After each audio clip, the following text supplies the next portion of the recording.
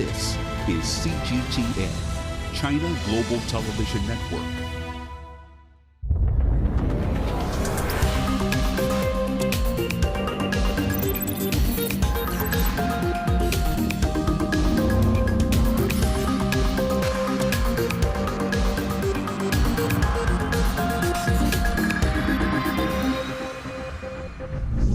I'm Shini Somara in Cambridge, where scientists are developing a sustainable form of energy by mimicking nature. I'm Emma Keeling in Glasgow, Scotland, where technicians have developed a prosthetic limb covered in an electronic skin powered by solar energy. And I'm Stefan de Vries. I'm in Transpolis, an enormous ghost town in the French Alps, where they're testing today the vehicles of tomorrow.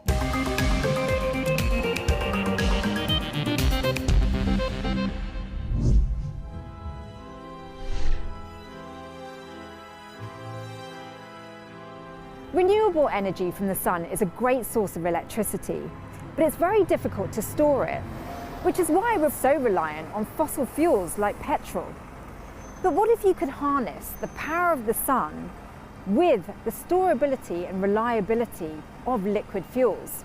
I've come to Cambridge to meet some researchers who claim they have done just that, and it's all been inspired by nature.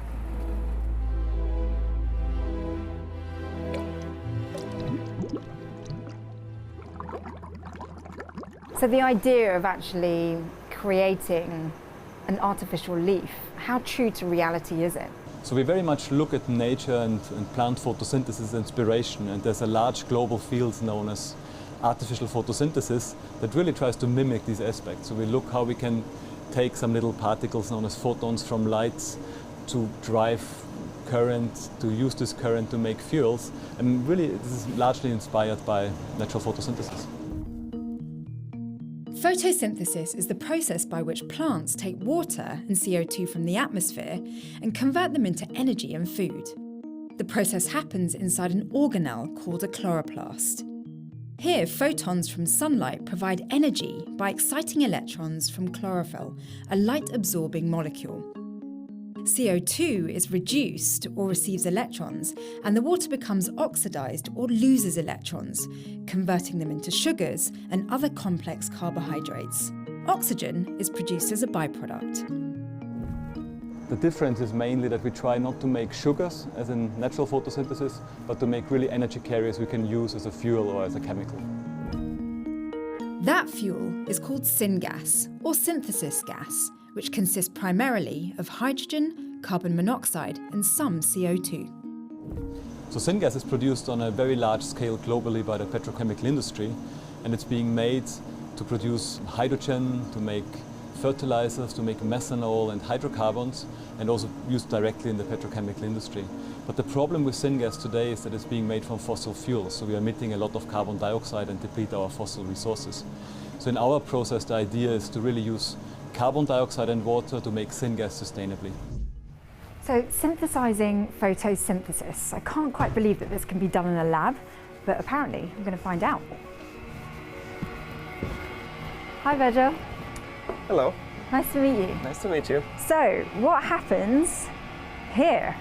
Well, right now we are going to interface our light absorber perovskite with the catalyst that we use for CO2 reduction. Okay, that's a lot of complicated words. Yes. For me, with my understanding, leaves, in their actual purest form, use carbon dioxide, sunlight and water to create energy.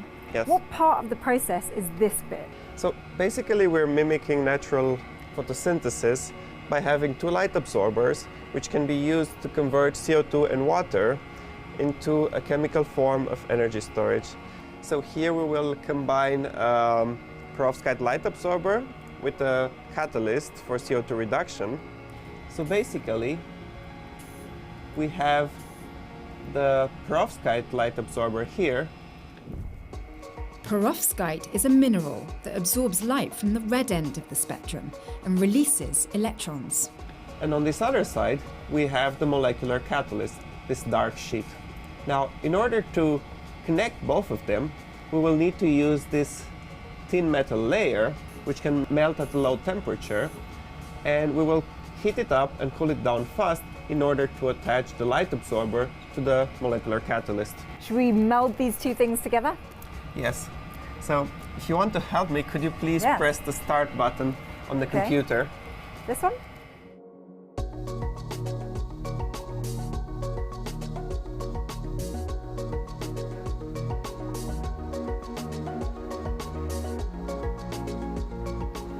So Virgil, we created this light-absorbing catalyst sandwich. What happens next?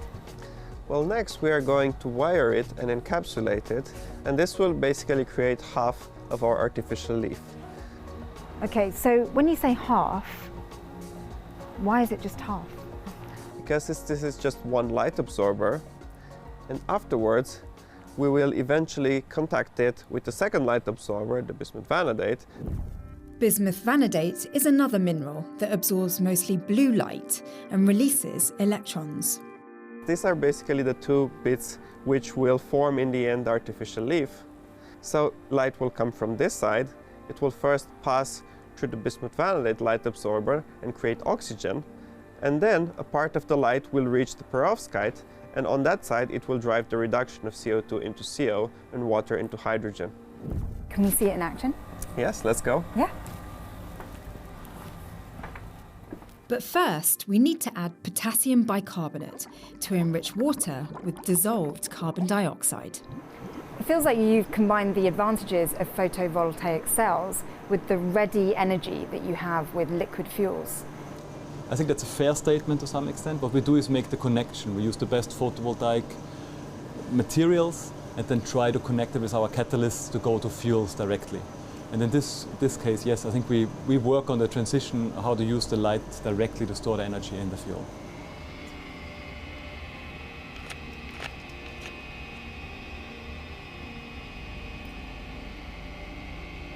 So we're all set up. We've gone through various stages to get to this point. We've got the carbon dioxide, we've got the water, our device is immersed. All we're missing is the sunlight. Yes.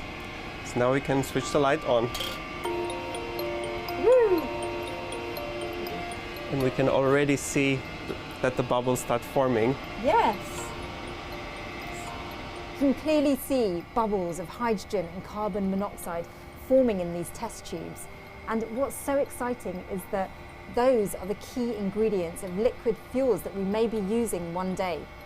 The experiment's tiny, but the environmental impact could be huge. Even renewable energies have some kind of carbon footprint.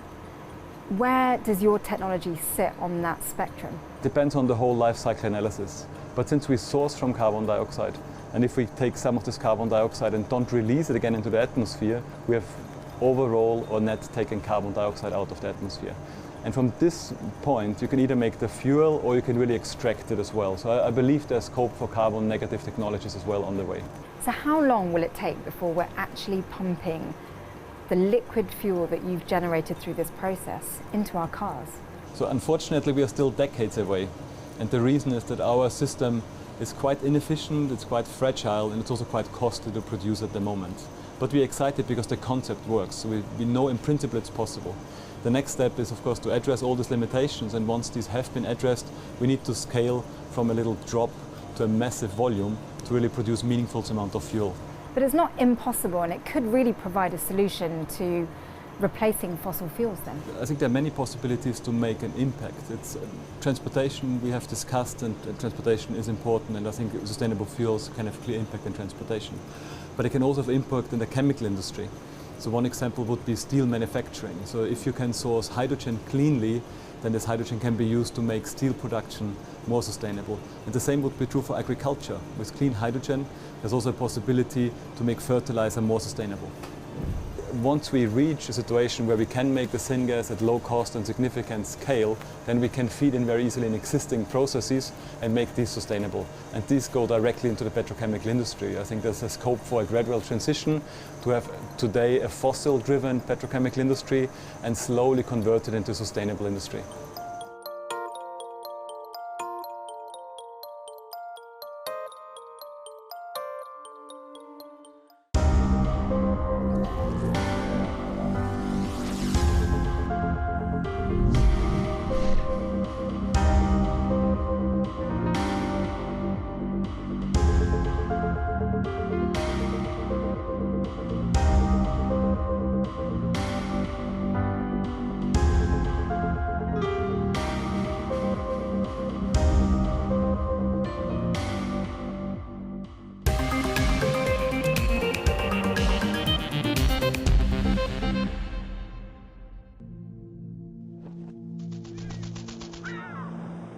How will your world change today? What happens here? What happens there? Or what you make happen for yourself. If it matters to you, it matters to us too. Your stories are the stories that need to be told. Africa Live. Find your voice.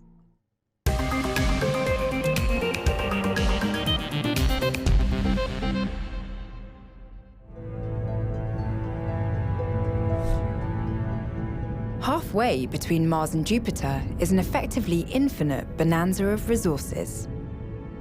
The asteroid belt contains millions and millions of rocks of all shapes, sizes, and constitutions that may be the remains of a broken planet. Japanese probe Hayabusa 2 recently became the first successful asteroid miner when it blasted a hole into the surface of asteroid Ryugu, collecting samples before returning to Earth. The costs of full-scale asteroid mining will be literally astronomical and would require some very far-thinking investors and customers. The technological challenges will also be daunting. Of the tens of millions of asteroids, how will you know which ones contain enough valuable resources to justify the cost and effort? When you're happy that you have a good one, how will you actually mine it? Mining machines need gravity, something that asteroids have very little of. A jackhammer would shoot itself into space, and a digger would be more likely to lift off than penetrate the ground. Smart asteroid probes might be best to work from the inside out. Spinning the asteroid would create artificial gravity using centrifugal force. Assuming that the asteroid was made of solid stone, we'd need about 38% of Earth's gravity, about the same as Mars, to allow asteroid mining robots to orient themselves and stay upright. Science fiction? Some experts believe that the first asteroid mining expeditions may be as little as 20 years away.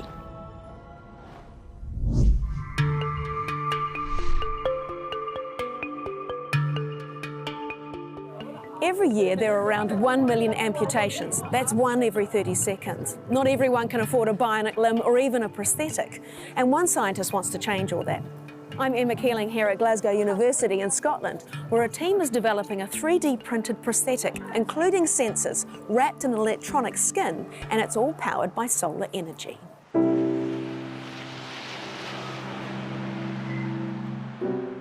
Six years ago, Corinne Hutton had her hands and feet amputated after suffering acute pneumonia and sepsis, which nearly killed her. Corinne had a bionic hand before having a double hand transplant in early 2019. Professor Andrew Hart was one of her surgeons. To bend, so that when you go to grab something... This one's good, this one isn't. To guess that Localise. now. And I had the nails clipped today, and it was really sore. Yeah, you always go through a phase when the nerves are regrowing. And I had to keep nails looking, thinking, really is she hard. really cutting me? Yeah. You know I don't feel anything, and then I thought I feel too much, obviously, is that right? When you did lose your hands, what was it that you missed the most? Well, I'd learned to do so much with my stumps, if you like. I'd learned to, carry on with life and do what I needed to do with them. But yeah, ultimately, they were just things that were beyond me. Anything that was small, like a zip or a lace. What I got annoyed about is not being able to touch and feel. She set up the Finding Your Feet Foundation to support other amputees. Anything to mirror as close as possible the human hands and what they do. It would be a game changer. Absolutely. It's just mind-blowing how much your hands do that I didn't respect and I didn't appreciate. I don't think anyone does until they're not there.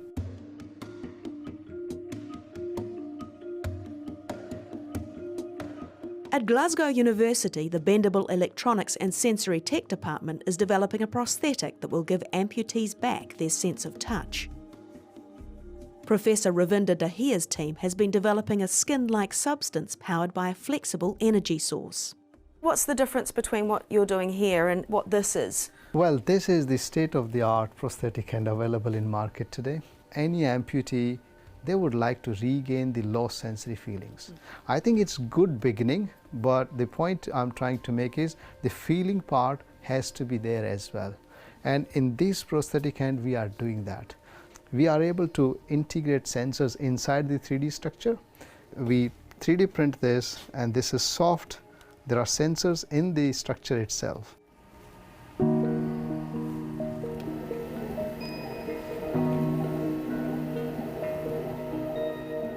So a big part of what you're doing is to keep the cost down. You know, what role does 3D printing play in that?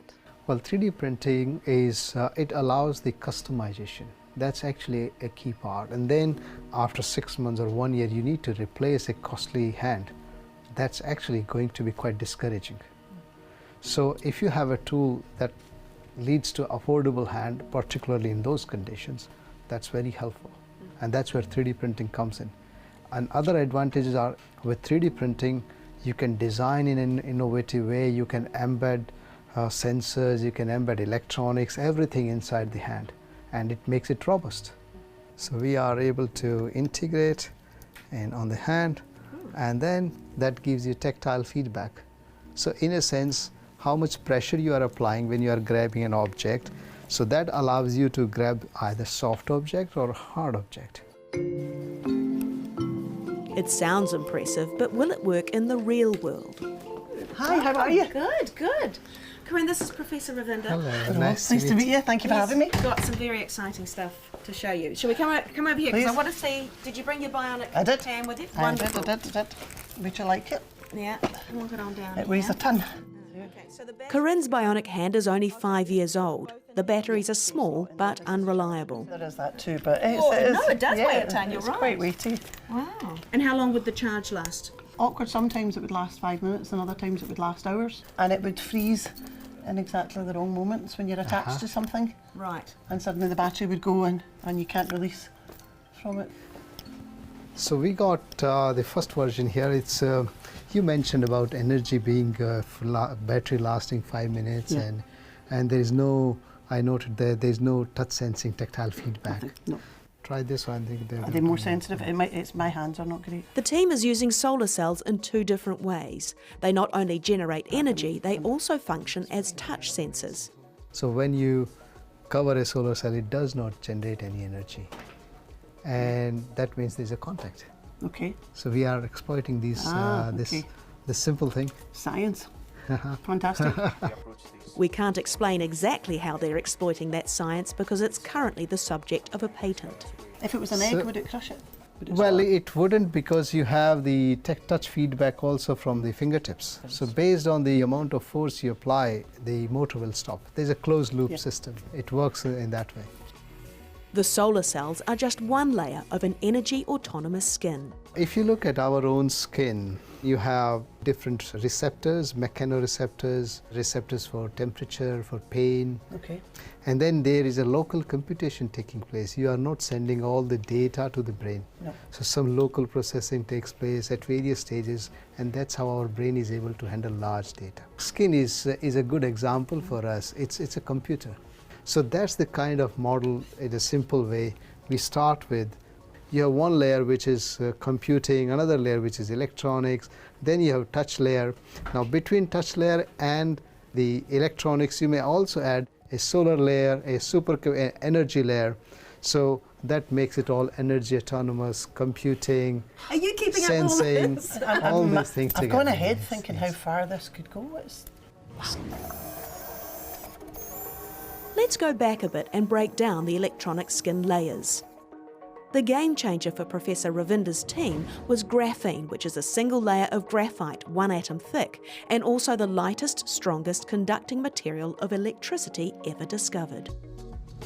And that's one sample you see here, which is graphene is transferred on top of plastic, and it's flexible as well as transparent. It's highly conductive, which means it will need less power, which also connects to our other story that, energy autonomy. So you don't want a battery, you don't have to have a battery connect. If you have to plug in every now and then, it doesn't make sense, it's not convenient. So if you could have something that generates energy, that's interesting. Using graphene, the team have developed a specially designed supercapacitor which can charge and discharge quickly. The charge is stored in the middle between two electrodes. On either side of those is graphite polyurethane composite, which is porous and lies next to the graphene sheet, which is the conductor of energy. A substrate holds it all in place. The supercapacitor layer covers the prosthetic and can deliver 2.5 volts harvested from integrated flexible solar cells that power the motors and the final graphene-based transparent touch-sensitive layer. All you need is, for moving hand, you need quick power. Yeah. You don't require that power all the time. Yeah. So that quick power is good enough. You come from the supercapacitor.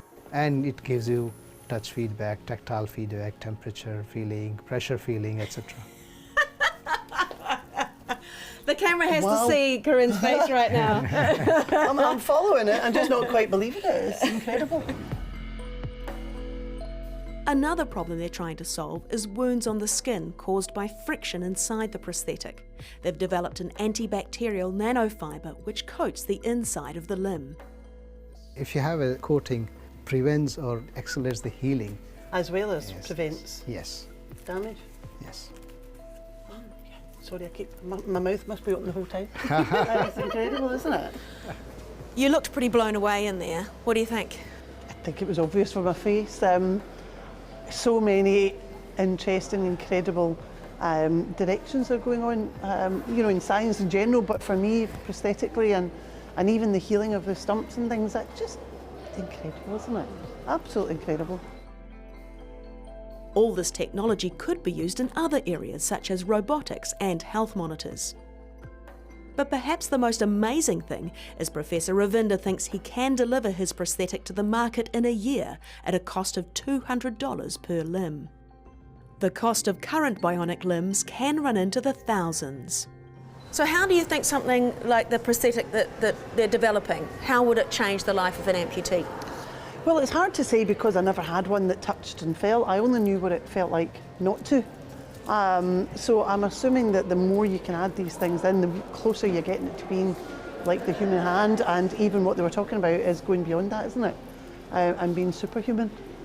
That's just incredible for me and the amputees that I work with, to not just help them feel human, but to actually make them feel better than human is a message that we've been trying to promote for a while. It's incredible. Blown away, absolutely blown away. My head is really nipping. Nipping. Very Glasgow. That's a very Glasgow word.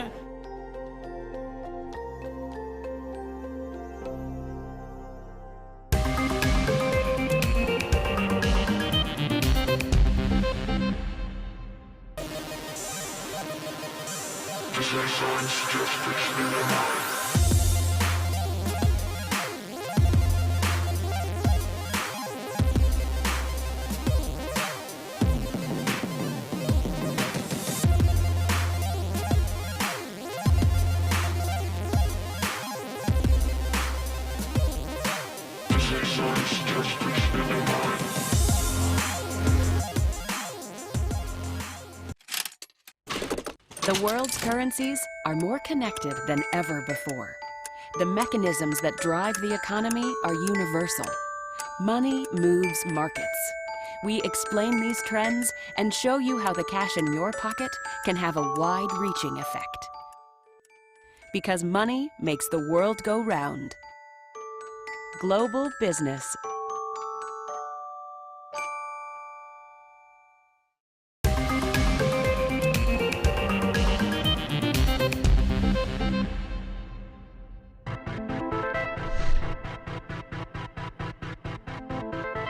Cars are still our main mode of transport, with many of us spending far more time in them than we want to, time that could be better spent in other ways. When you couple that with the fact that around 90% of accidents are caused by human error, then the answer begins to become obvious. It's a solution we've been waiting for a long time, but it's slowly becoming a reality. One day you may be spending less time driving and more time getting on with the essentials of life. Autonomous vehicles, driverless cars, robo-cars, whatever you like to call them, will one day be a reality. Driverless technologies include use of LiDAR, a radar-like system that uses light instead of radio waves. Other systems rely on high-tech camera sensors, and behind these systems are algorithms and programs advanced enough to make sense of the information being received by the vehicle's processors. Almost every big car manufacturer has made a huge investment in testing and development of autonomous vehicles. But when you're developing your self-driving car, truck or bus, you can't just let it loose on the road. So where do you test it? This is Transpolis. It all looks like a real city, with window stores, traffic lights, roundabouts, but there's a big difference. There are no customers in the shops, and more importantly, there are no drivers in the cars. We are in Transpolis, at the foot of the French Alps, an enormous ghost town where they're testing autonomous vehicles for mobility of tomorrow. Transpolis is not just a test site for driverless cars. Every conceivable sort of transport-related test is carried out here, from crash tests to all sorts of autonomous vehicle tests. So we are at the heart of Transpolis, what we call the city, dedicated to urban mobility solutions.